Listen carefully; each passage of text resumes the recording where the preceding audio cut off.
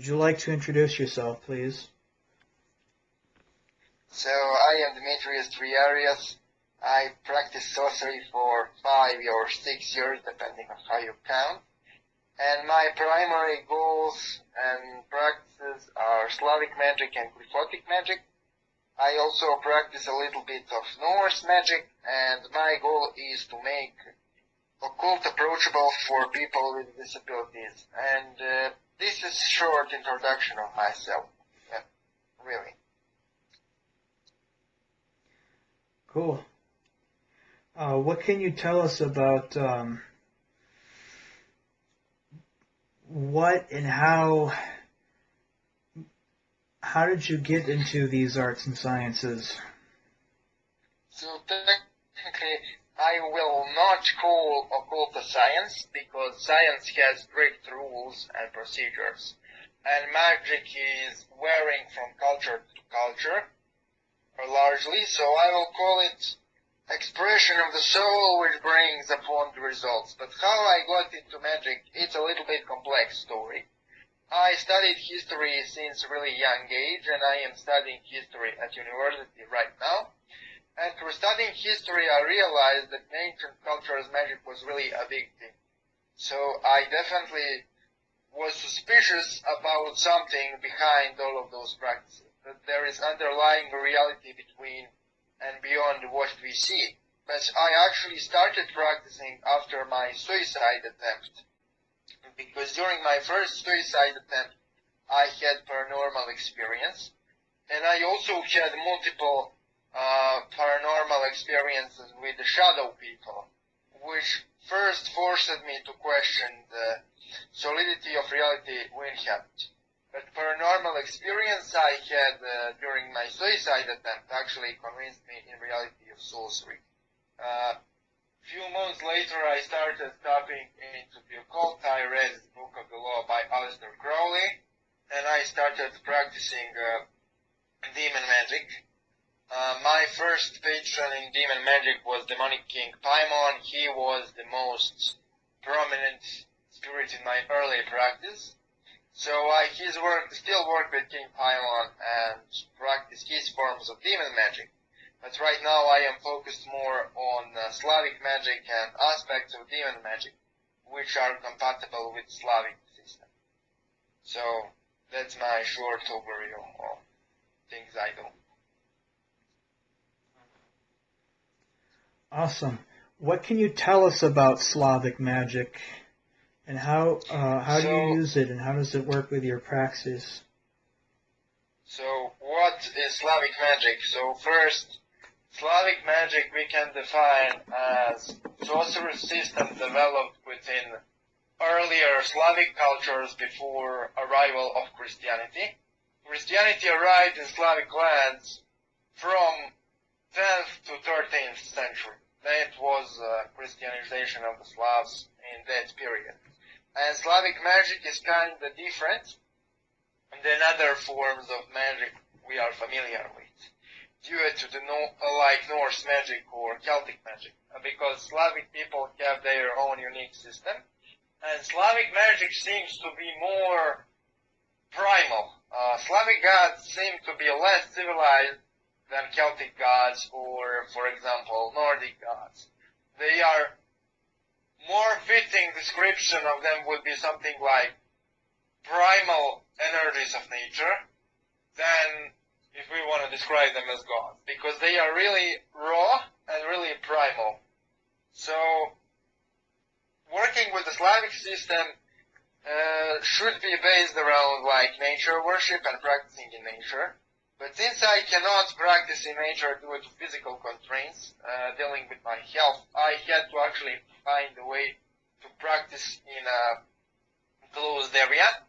But it has its own flaws, practicing Slavic magic indoors. Because let me give you an example. For example, if you want to connect with Morana, Slavic goddess of winter and death, the best way to contact Morana is actually to go on the place when there is a snow or where there is a cold and call her there. But if you, for example, cannot call her the snow because you live in part of the world where there is no snow, for example, then you should make area as cold as possible before summoning Morana. And also, Slavic magic has a lot to do with the fairies, aka we call fairies Vile, and it has also a lot to do with the dragon spirits and the work with ancestors. So Slavic magic is really its own thing, and I think this is a really interesting topic because a lot of your listeners are probably completely unfamiliar with the Slavic magic. So, yeah. So what are some Slavic deities that you work with, and what can you tell us about Slavic cosmology, Slavic mythology? What did they believe? Who did they worship? Who are the beings of power within the Slavic current? So technically, what I came to conclusion while investigating is that we have like this weird idea that somehow pre-Abrahamic religions were dogmatic. Like, most of Norse pagans believed that all of the Germanic tribes venerated the same gods in the same hierarchy, with the same importance given to each deity. And I found it not to be the case. So, the gods were common for the entire people. Like, all Slavic nations venerated more or less the same important gods. You had local gods, but unfortunately we don't have local gods preserved. We have only more important deities preserved. But how they relate and how they interact, for example, and who is the most important deity, it varies depending on a region. So, for example, in the region I live in, Serbia, Chernobog, the god of the sun, was probably the most venerated deity. In the Baltic lands where the Slavs lived, in modern Germany, Svetovid was the most venerated deity. In parts of Russia, Mokosh was the most venerated deity. So who was the most venerated and revered depended on a region, and Slavic worldview wasn't dogmatic, so cosmology changed depending on a region too, but there is some common thread we can find. So, you have three worlds: Yav, which is the world of the mortals; Nav, which is the underworld; and Prav, which is the heavenly realm, right? And you have those three realms more or less in all variations of the Slavic mythology. You have also the world tree. Many people familiar with Norse system will definitely find many similarities. However, there is no clear doctrine of certain number of worlds in Slavic lore, either because they didn't exist, which is also a possibility, or such detailed lore isn't preserved due to the ages, because Slavic mythology wasn't written down in the same way Norse mythology was. But you have other advantage when you study Slavic mythology, because Slavic peoples preserved much more pagan customs than Germanic or Celtic peoples. And the amount of pre-Christian customs preserved in Slavic cultures is absolutely ridiculous. So you can use those customs in order to understand the pre-Christian worldview more, but you have other difficulty, which is finding which customs are related to which deity. Because Slavic deity is morphed into saints, and the difficulty is finding which deity morphed into which saint. So there are different kinds of difficulties when you deal with Slavic mythology than when you deal with Norse or Celtic one. But they definitely believed in the natural forces, and they definitely believe that nature is a living being. And the most prominent god in my practice is Chernobog, which is the god of winter, hardship, and darkness, and his wife Morana, who is the goddess of winter and death. I also work with Svetovid, the god of light and spiritual insight. And I also work with the fairy spirits, and with the Divog in his Chthonic aspect as the god of the underworld. So those are the gods I work with. But generally, if you are trying to find some legitimate written down Slavic cosmogony and theology, most of those things are not legit. They are actually written by the Russian romantics and romanticists in 19th century. And the product of my study and conclusion of my study is that there was no unified Slavic cosmogony. It varied from region to region, but the gods were more or less the same everywhere. But how they relate varied from place to place and from tribe to tribe. And there was no supreme deity. Every tribe has its own most revered god. The hierarchy of gods wasn't clearly defined, which makes sense because we talk about pretty tribal societies without a lot of developed hierarchy. So, does it make sense what I'm saying to you? Do you actually understand what I'm trying to say? So this is more of a holarchical system. It wasn't like the Abrahamics or like the more patriarchal societies where you have this one god that controls everything and you have these other like rival gods. It's like each god had its own like place and they were all important.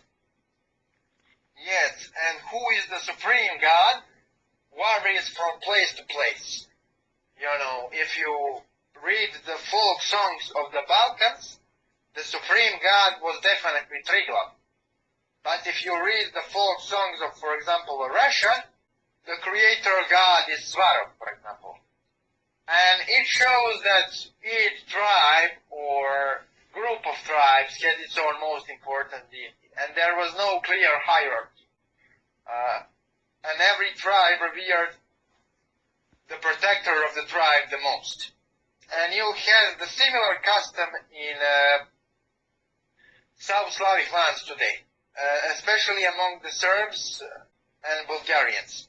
So, saints replaced the gods, literally. The stories attributed to the gods became attributed to the saints. And that's the reason why you have the saint of lighting, or the saint of the dead, or the saint of the waters, etc., etc. Like, you have ridiculous legends which show that many saints are actually just pagan gods in disguise. For example, Saint Elijah is known to kill people with lightning, throw the explosive apples, ride on the heavens with his chariot, and fight the giant earth serpent. So it's not definitely depiction of Saint Elijah from the Bible, it's Mask of Peril, the Slavic god of the sky. So each family has its own saint, which is celebrated once a year, and then each region also has its own saint. And all saints are venerated by certain families and certain regions as the main, aka supreme ones.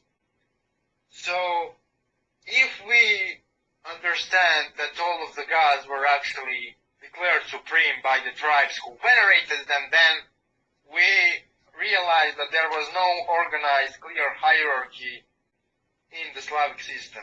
Every god has its own place, and all of the gods were revered when the time was necessary for the deity. And depending on what you need, you will call different deities to aid you. And there was no clear hierarchy of the gods.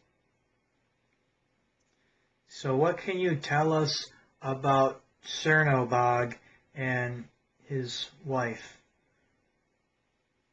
So what I can say about Chernobog is that majority of Chernobog's portrayal in modern occultism comes from two sources.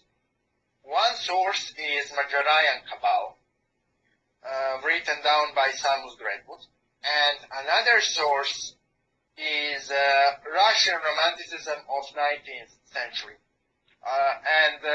Russian Romanticism and Majarayan Cabal have really different take on Chernobog than traditional Slavic take on the deity. So, in order to understand how Chernobog was viewed,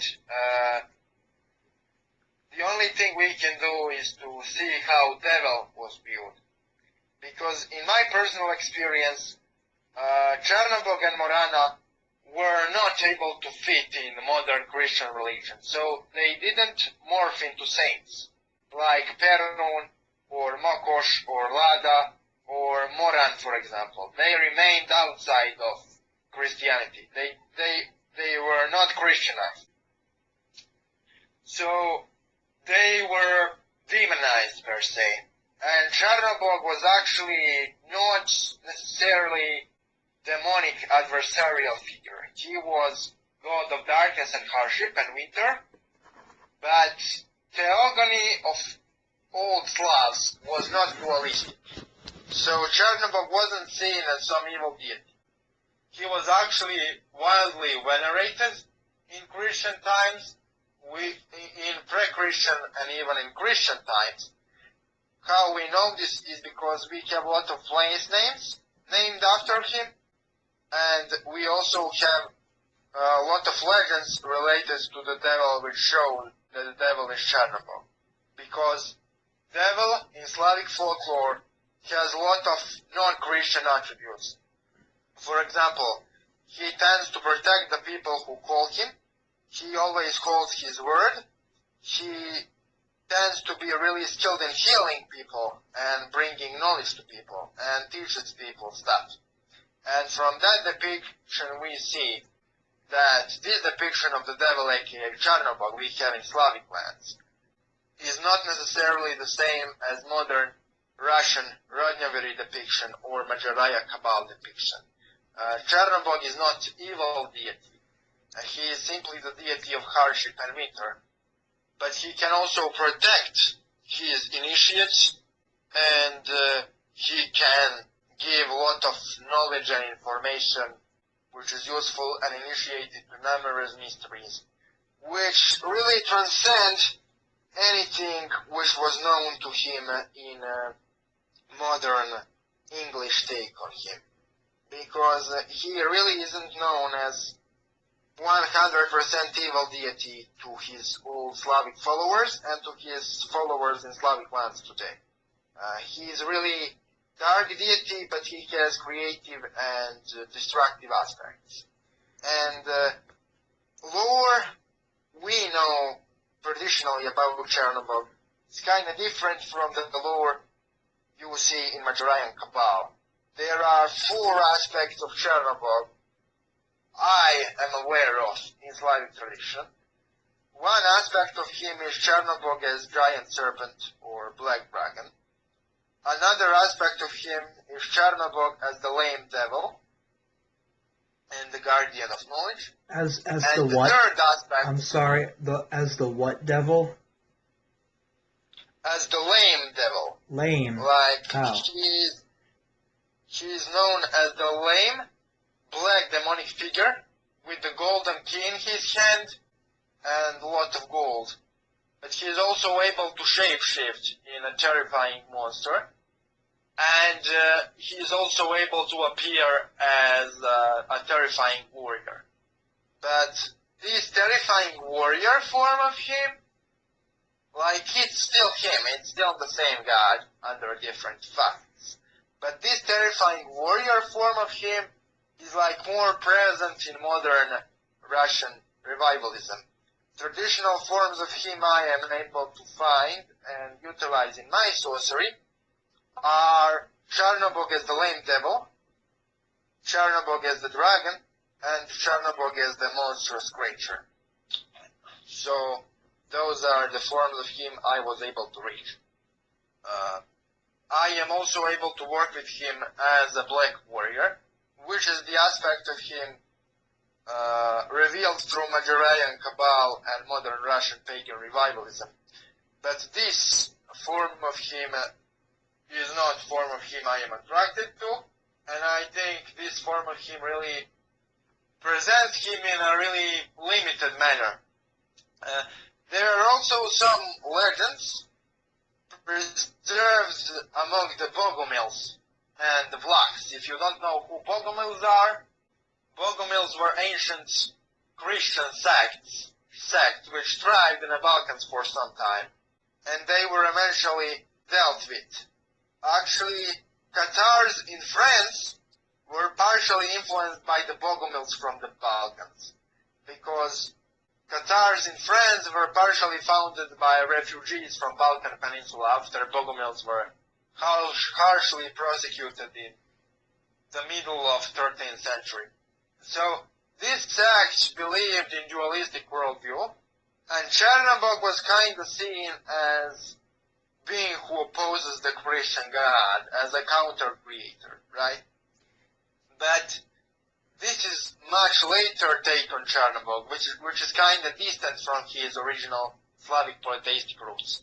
So this aspect of Chernobog as counter-creator definitely can be tapped into, but I prefer to work more with the aspects of Chernobog I am able to understand and know about from Slavic lore in my area. I am not so much interested in those later takes on this divinity. So how is he dark? Dark like the void or cosmic darkness? And what about the winter and hardships? So here is the thing. Different names of different divinity literally bring forth the different aspects of this divinity. In my experience, many people will disagree, and everybody has a right to disagree and share their experience. I see Chernobog and Morana as dark nature spirits. They definitely relate to the darkness of the void, because darkness of the void is present within everything. But I have the best results when I approach them as really, really dark nature spirits. And if I approach them this way, I have the best results. Some people like to approach him as an anti-cosmic devil, an anti-cosmic destroyer, but honestly, that's not my approach. People have right to approach him whatever they wanna, but I can share with you my experience. In my opinion, he is deeply connected to dark aspects of nature. He is deeply connected to dark nature spirits, and he is deeply connected to dark ancestral spirits. He can teach you almost all forms of magic you know, but he will teach you those forms of magic in an orthodox way. He thinks beyond limitations we imposed upon sorcery through our own limited human minds. He is really something incomprehensible, and he definitely represents one of the older spiritual creatures there are. I am definitely not competent to talk about his other aspects, which I didn't experience, so I tend to focus on his traditional Slavic forms more. But I am definitely aware that he is something much older and much beyond any limitations we can impose upon him. And that he is not purely destructive or malevolent or evil deity. He can be extremely creative and destructive. And he can also be extremely knowledgeable and useful to the sorcerer. And I think we should approach Chernobog as our ally and friend, and somebody who is willing to help us evolve. We should approach him respectfully, but we shouldn't fear him, because it is really powerful and mighty deity worthy of respect. And what are some other things you want to know about him? Do you have any experience with the black dragon aspect?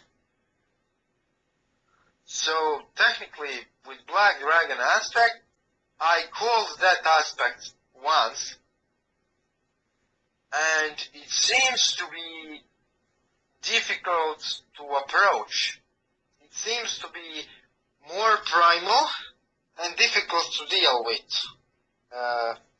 So I definitely don't recommend this aspect of him for beginners. I think we should start with more like friendly, humane forms of him. And what This aspect of the dragon is not necessarily dangerous, but it is difficult to approach and comprehend. Right. Is it very... Okay, so what can you tell us about his association with winter and hardships? Because when you say winter and hardships, I think of a Saturnian type of deity, but this is obviously older, and we're not just talking about planets here, we're talking about forces of the cosmos. So technically, if you want a really painful and dark Saturnian influence, Morana is spirit you should call. So his wife, his consort, Morana is the spirit you should call. Of course, Morana definitely transcends planets and shit like that. She is just like Chernobog, primal energy of nature, which comes in many forms and aspects. But if we talk about Chernobog as the god of hardship, he tends to create fuckery in life of his devotees. Like little harsh tests they can overcome in order to strengthen them. But he can also really protect from harm more effectively than many other spirits or deities. So, he is god of hardship in a sense that he brings hardship, but he also protects from hardship and teaches you how to surpass hardship and learn from it. But him as god of winter, I see it more as a guideline when and in which part of the year you can call him more effectively. So of course, gods are the energies of nature, and they are beyond our limitations, so you can call Chernobog whenever you want to call him. But his presence is definitely stronger during winter than during the other seasons. So I see this association with him and winter more like a guideline than like limitation put upon him. Because he is definitely something much broader and powerful than physical snow. Yes.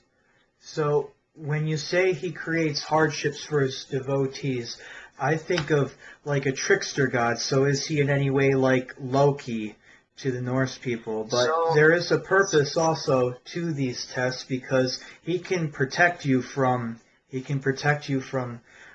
great adversaries. So these tests are good because, you know, he may fuck your life up, but once you've passed that, like nothing smaller can harm you. So here is the thing. I don't see Chernobog as a trickster god, because trickster gods and trickster spirits tend to lie. But Chernobog is actually really honest, and he doesn't lie. Even if in his lore, he is said to be a really honest spirit, which always holds his word. So I wouldn't call him a trickster spirit. He definitely creates hardship, but not in a way enemy creates hardship. He creates hardship in the same way military trainer will create hardship for his cadets, or teacher will create hardship for his students in order to prepare them for the life ahead. So he is more like a trainer than he is adversary. I don't see him as hostile to humanity.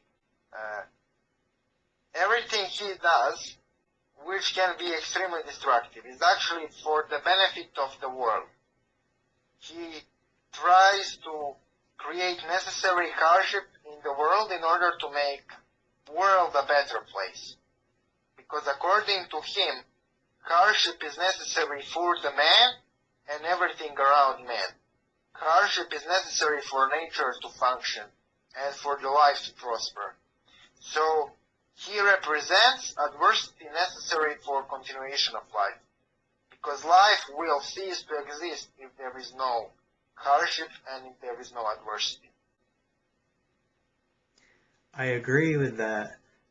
Do you have any like specific examples of how he like creates harsh circumstances, or just things just happen, or does he like have you do like a lot of like literal like push-ups, pull-ups, So both exercise, of those things are physical true. exercise is part of devotion to him?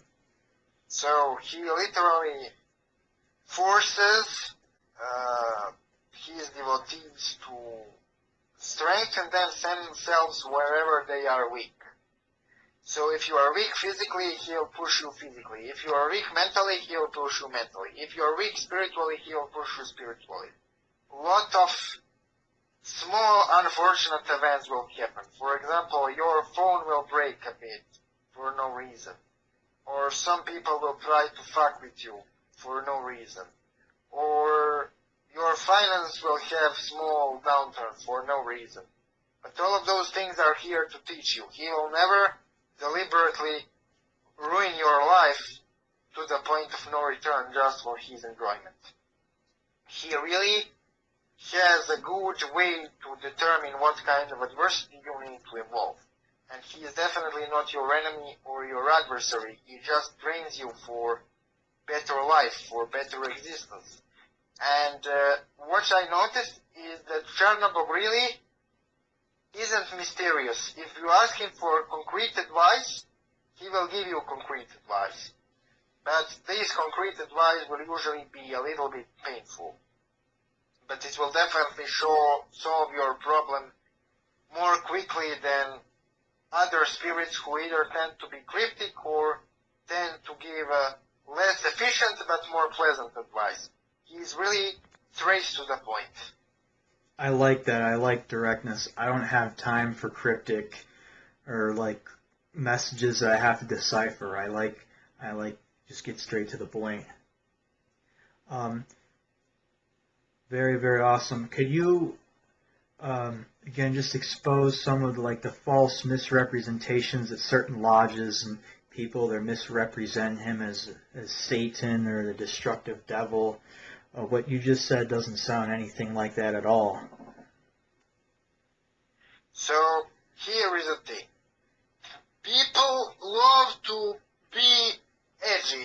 Yeah. And people also love to fit everything into Abrahamic paradigm, unconsciously or consciously. Because if you throw out the Abrahamic paradigm, you also realize that our society, which is based on dualism, is complete bullshit. So, here is the thing. Chernobog cannot be the devil, because he comes from non-dualistic culture. And in non-dualistic culture, demons and devils do not exist. Okay, in all Slavic religion there was no devil, there was no God, there was no good angels and evil demons. Every spiritual energy can be creative and destructive, depending on how you use it. Every deity, every bog, every god. Bog, which is old word for God in Slavic and Iranic languages, and it literally means power. So, Chernobog literally means black power.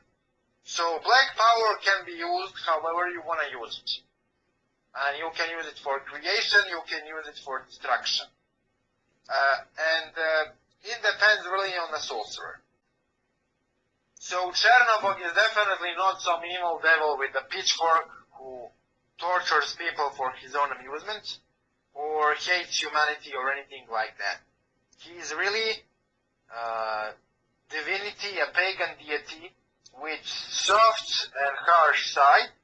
And I think we shouldn't demonize him and present him as the devil, because old Slavic lore doesn't describe him this way, Slavic folk tales doesn't describe him this way, and he doesn't behave like evil devil who want to destroy everything. So I think his misrepresentation by Russian romanticism and other modern lodges is really unnecessary. And we should approach this deity just like we approach other deities in polytheistic communities. With respect and caution, but also willingness to work and interact. Because really Chernobog is not our enemy. He is there to help us like any other deity. And also empower himself. Awesome. Yeah, I mean, it's just Kymatica. There's matter and there's dark matter in the universe, you know, and it's not at war with each other. It just is. I mean, they're both required for physical existence. And like the only thing which will determine with which bog or god or power you should work with is your reaction to this kind of power.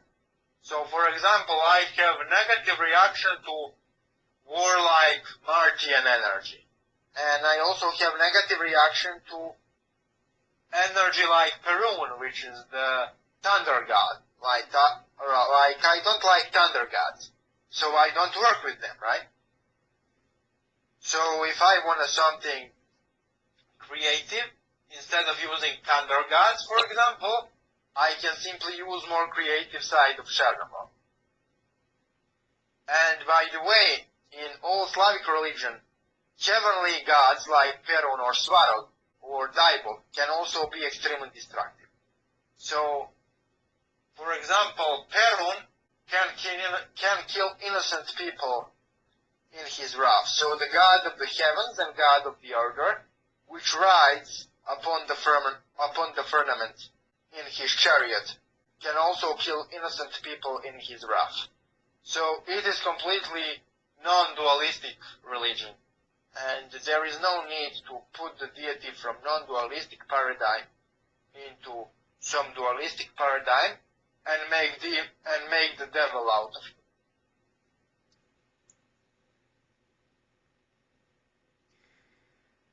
Cool.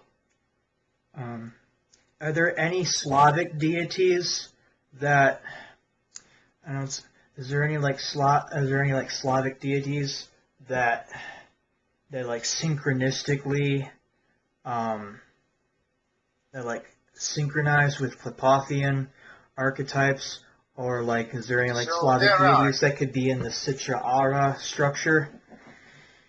So yeah, like Slavic deities are not part of the Citra Ara structure, but there are definitely certain deities which synchronize with the Qliphothic spirits more than others. So, if you wanna mix Slavic sorcery with the Qliphot, I think Chernobog and Morana are spirits to start. Chernobog and Morana should be approached together, because Morana, if approached on her own, doesn't tolerate any other deities. But if you approach Morana and Chernobog together, since they are consort and mate, husband and wife, not necessarily husband and wife, but they are pair. They are always mentioned with relation to one another. In almost all of the sources. Like almost every source which mentions Morana mentions Chernobog alongside, and almost every source which mentions Chernobog mentions Morana alongside. We talk about Slavic sources.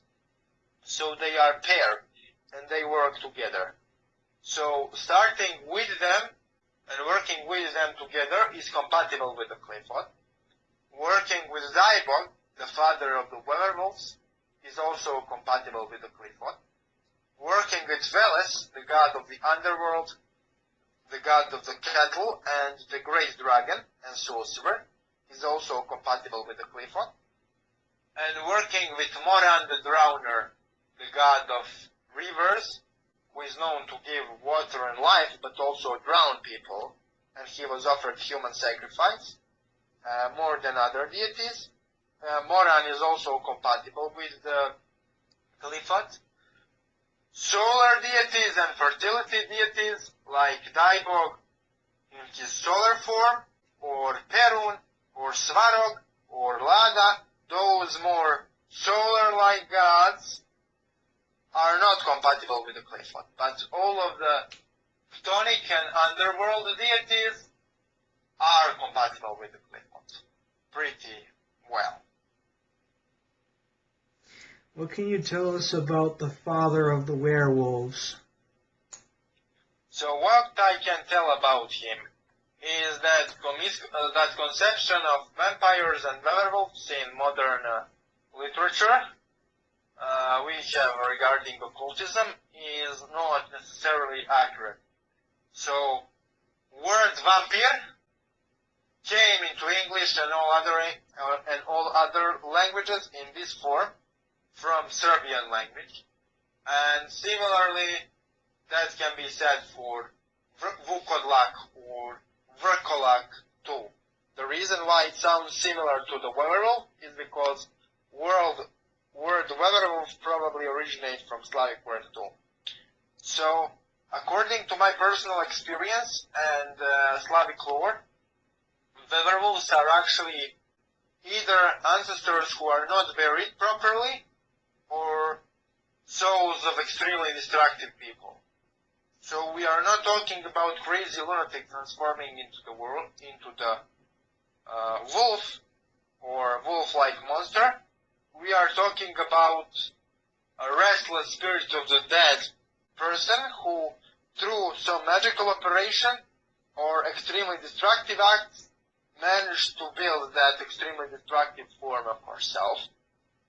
And in Slavic lore, it's not necessarily always clear, is werewolf a physical or spiritual being? My opinion is that it can be both.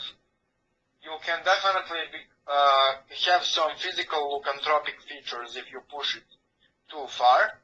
But when we talk about werewolves in magical practice, those are mostly wolf-like predatory spirits of the dead.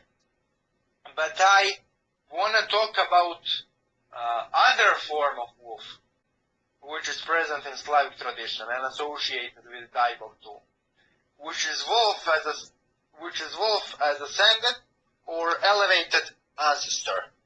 So, wolf is symbol of ancestor in Slavic tradition, and wolves can be werewolves, like destructive ancestors, or wolves, which are beneficial and powerful ancestors. So Dibog can be used to approach beneficial or more malevolent ancestors. And he's really gateway into that entire lycanthropic, aka wolf current. Dibog is according to my personal gnosis. Dibog the Lame is the chthonic aspect of the Slavic sun god, and this chthonic aspect of the Slavic sun god is actually the first werewolf. So he really can be approached for a lot of things. He can be approached for money, he can be approached for necromancy, he can be approached for protection, knowledge, healing, insight, psychic abilities. He is really versatile power. And chant for calling him is Daj Bože, Daj Bože, Bože, Bože, Daj Bože, Daj Bože, Bože, Bože, Daj Bože, Daj Bože, Bože, Bože. I will send you the spelling of the chant so you can type it on the screen for people to see. Thank you. And he can also be really useful to theoretically teach physical shape-shifting. I am not capable of any of that crazy stuff. Actual biokinesis? Yeah, but like, I am not capable of this crazy stuff myself, but he told me that's theoretically possible. And two of the Slavic gods actually teach shape-shifting.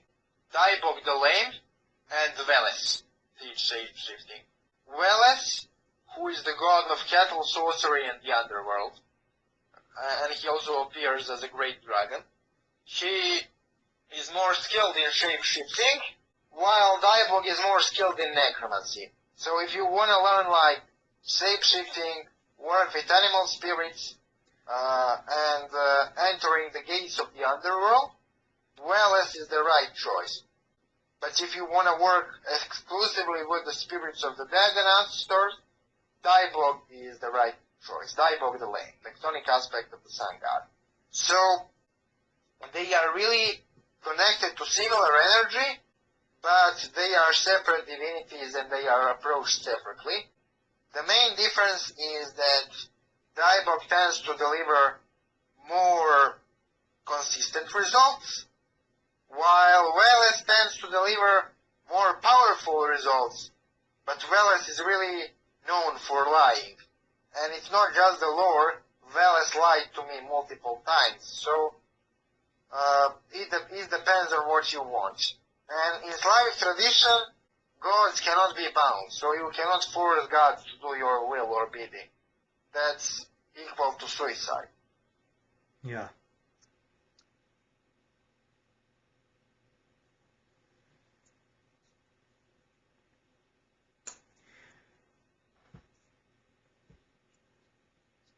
Well, that was great. Do you have any other questions? No, that was great. Would you like to put any of your plugs in here? So, like, I will send you plugs on Messenger, so, like, put them on the screen here if you wanna.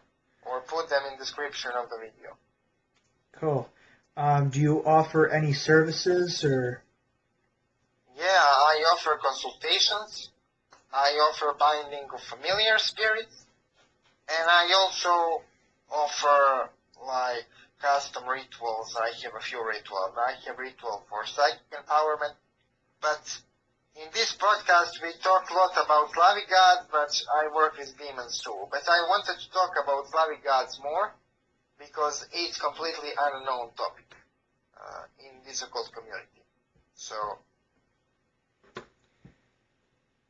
Well, thank you so much for your time. This was awesome. Thank you too. And we can talk in maybe next podcast with me when you have time. I would like to talk more about practical rituals of Slavic sorcery. Because this was more like an introduction.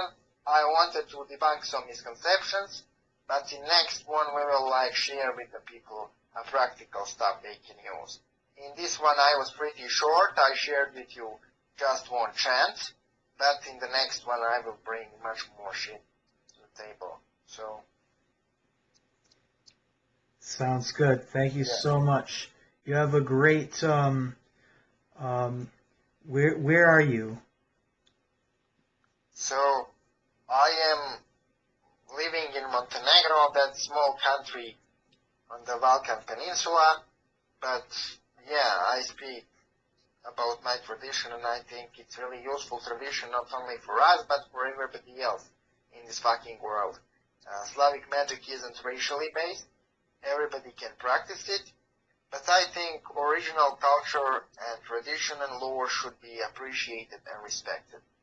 I don't like radical revisionism which tries to demolish all of previous traditional lore and somehow reinvent the spirits. I don't agree with that. Me neither, and that's why I'm doing this, to get the true occultism out there and not bullshit. So. Have a great morning, I guess. It's 12:16 in the morning for me right now, so it's still the night for me. Because I'm on the East Coastern United States. So, yeah. But here is around 6 a.m., so I am 6 hours ahead, but thank you for this awesome interview. Alright, sounds awesome. I actually have a friend in Sweden. I'll ask him if he wants to hop on for the next one.